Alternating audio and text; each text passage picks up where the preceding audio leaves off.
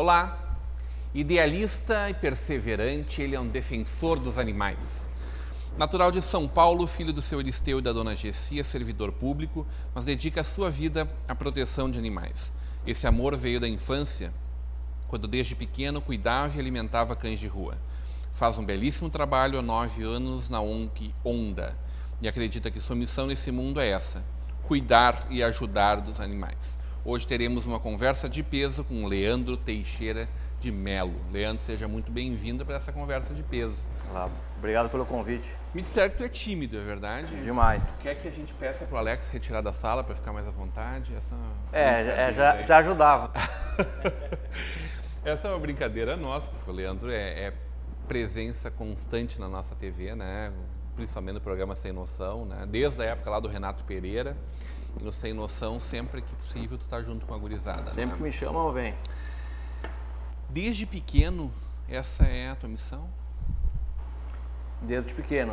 A convivência com os animais foi desde criança. Hoje a gente faz palestras nas escolas, conversa com mães e pais.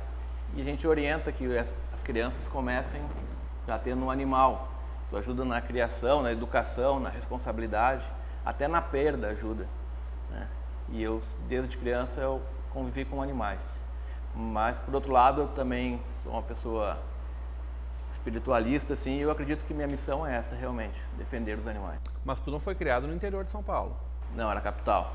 Capital... Na selva de pedra? Na boca do lixo. E criança, tinha poucas amizades e, na realidade, os animais eram meus amigos mesmo. Os animais que eram da família eram meus amigos. Tá, e aí tu levava pra casa? Como é que é isso?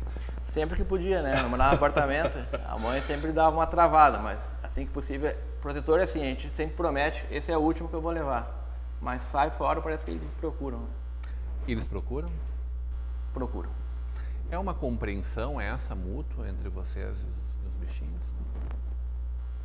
Se tu tem a visão aberta para se tu olha um animal e vê que ele é um ser vivo, que ele está precisando de ajuda, o olhar dele já diz bastante coisa. Mas isso é uma visão que a gente tem muito mais próxima de cães e gatos, certo?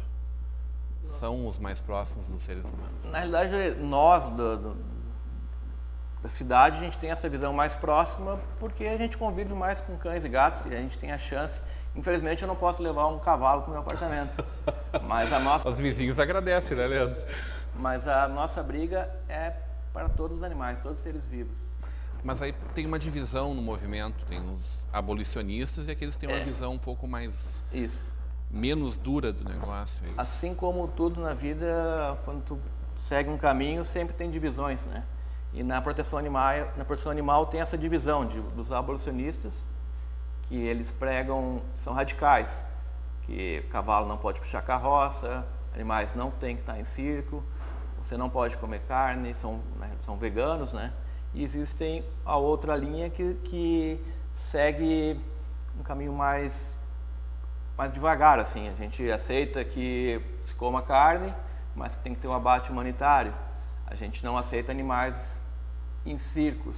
Aconteceu um problema há uns anos atrás no zoológico de Sapucaia, morreu a girafa e eles queriam trazer uma outra girafa. Aí nós nos posicionamos contra trazer outro animal. Acreditamos que os animais não têm que estar em circo nem em zoológico, ele tem que estar solto também. Porém, não somos tão radicais. Hoje a gente não briga que as pessoas parem de comer carne. A gente orienta que as pessoas parem de comer carne. Até porque comprar uma briga com muita gente. Comigo, por exemplo, né? Mas a gente vê a linha que pode diminuir o consumo de carne. Existe hoje no nosso segmento segunda-feira sem carne. Toda segunda-feira ninguém come carne. Qualquer tipo de carne, qualquer peixe, tipo inclusive. de carne, E daí pode ir começando devagar assim. A gente quer dar um passo de cada vez para chegar em algum lugar, né? Acho que isso eu consigo abrir como exceção. Então, segunda-feira nós vamos almoçar, segunda próxima. Tá bem. Mas também acredito que tem que ter os radicais para a gente chegar numa linha média. Tem que ter os radicais de um lado e os radicais do outro para a gente chegar no meio. Quando a gente vê, por exemplo, essa semana chegou um casal de ursos no zoológico de São Paulo, os polares. Né? Eu vi. Isso te incomoda? Me incomoda bastante. Quando a gente vê, faz o que, uns 2 anos eu acho, aquela quantidade enorme de cãezinhos, acho que da raça Beagle, né? no interior de São Paulo, se eu não me engano, utilizados pela indústria cosmética, né? E aí aquela farra toda da soltura desses animais. Não estava aí cada um no seu direito? Não foi dada uma super atenção? Eu concordo que não seja interessante, que não deveríamos usar os animais como experiência, né? Ou, sei lá, nós somos mais permissivos, parece, em relação a ratos, outros animais. Cães nos choca tanto. Não deveria daí ter uma generalização? Uma vida não é igual a outra? Deveria, mas quem briga por isso, quem realmente está brigando por isso, briga por qualquer animal. É inaceitável a gente hoje ainda aceitar que os animais são usados para ver como é que vai ficar o teu batom ou teu, sei lá, blush. Isso é inaceitável. Tudo bem, eles alegam também em relação à saúde e tal. Só que existem outras maneiras. Se não existe outra maneira, tudo bem, mas hoje a ciência já proporciona outras maneiras de conseguir chegar ao mesmo ponto. Mas parece que o uso de medicamentos ainda continua sendo importante. Medicamento continua sendo importante, porém eu sou contra. Bom, é uma questão de visão. De idealismo, dúvida, exatamente. Né? De idealismo, né? Tu acha que é uma hipocrisia a gente falar em gostar de comer um bom churrasco, por exemplo, e defender um animal? Eu sou um hipócrita por causa disso? Não. Eu acredito que não. Não. As coisas têm que acontecer devagar. Eu também comia carne, também, e já protegia animal, comia carne. As coisas têm que acontecer de dentro para fora. Um dia eu comia carne e já era protetor, há anos. Eu fui numa palestra de um promotor de Pelotas, que briga pela causa animal, e ele falou, ele me tocou, quando ele falou que dentro dos frigoríficos é um inferno. Se as pessoas vissem o que acontece dentro de um frigorífico, e não adianta a gente brigar pelo gatinho, pelo cachorrinho, sendo que os animais estão sofrendo, tanto as galinhas, as vacas, as ovelhas. Porém, tem que vir de dentro. Foi aí que me despertou. Eu acredito que não é hipocrisia, não. A Honda teve um trabalho muito importante no Novo Hamburgo alguns anos atrás, depois a gente vai falar um pouco mais sobre o surgimento, sobre o nascimento da Honda, né? Mas quando foi a questão da lei da liberação, da proibição de uso de animais em espetáculos, tanto circenses quanto teatrais. Essa foi uma luta forte de vocês, né? Sim, em 2007 nós conseguimos, juntamente com um vereador que estava querendo também entrar para a briga, e conseguimos que fosse proibida o uso de animais em circos e teatros dentro do município de Novo Hamburgo. Alguns municípios já não podia, mas o estado era liberado ainda. A gente também, desde pequeno, está condicionado a ir no zoológico, a ir no circo e ver o urso, ver o tigre, ver o elefante.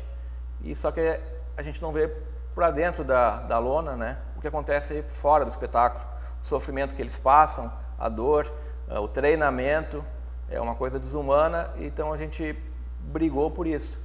E graças a Deus, na época, passou na Câmara, o prefeito na época, Jair, não vetou, voltou para a Câmara, nós conseguimos a aprovação e depois ele aprovou também pelo fato da pressão que nós fizemos nele. Derrubaram o veto. E em 2008 a governadora daí assinou também para todo o estado. Hoje no Rio Grande do Sul não é permitido circo com animais. Um estado que, conservador como tradicionalmente, é um estado que mata a sua presa, né? Mata a sua comida, né? Tanto é verdade... Somos caçadores aqui mais do que em qualquer outro lugar desse país, né? Tanto é verdade que nós temos que dar um passo de cada vez, porque no nosso projeto de lei estava incluso o rodeio gaúcho. E o vereador nos abriu a cabeça, assim, se vocês colocarem o rodeio gaúcho junto, nunca vai passar essa lei.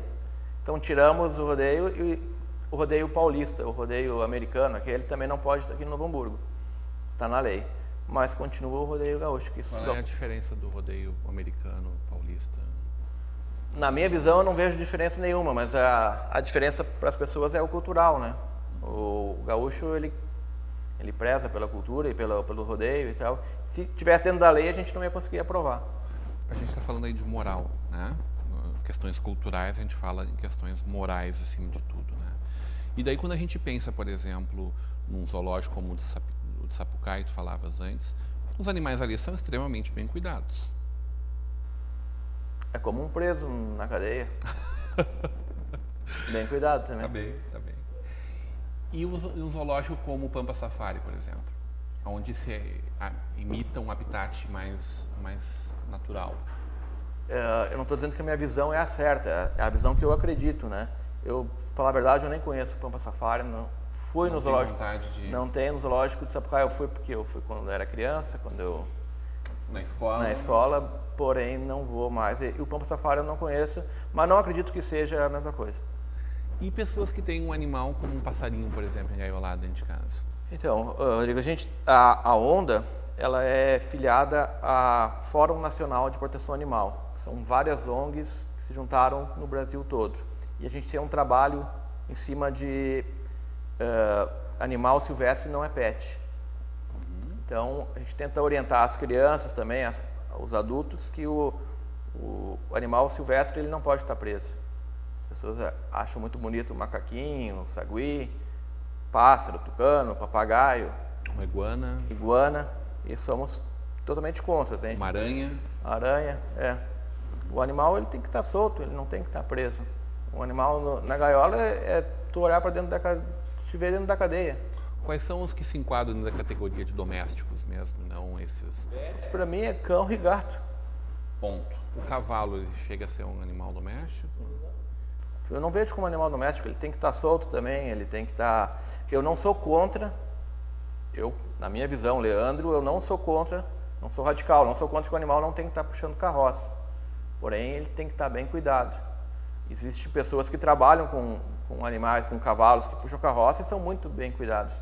A pessoa tem que ter a visão que aquilo lá é instrumento de trabalho dele e que é um animal. Agora, hoje existem cavalos que trabalham 8 horas durante o dia puxando carroça, levando lixo. Chega em casa, o dono do cavalo já alugou para outro, ele já sai de novo. Ele não para nunca. O cavalo não para. O cavalo não para para descansar. Exatamente. O cavalo que fez o trabalho. A gente está entrando numa área social que é muito difícil, as pessoas têm que trabalhar e tal, mas a nossa visão é que eles têm que cuidar do animal. O animal tem que tem que descansar, tem que comer, os gastos para ter um cavalo é muito alto. Se a gente botar no papel, a gente já colocou no papel, ele não vale a pena tu ter um cavalo para trabalhar. Mas o animal não recebe os cuidados certos, né? Existe uma lei municipal em Novo Hamburgo que o carroceiro não pode andar no centro da cidade, em determinadas ruas.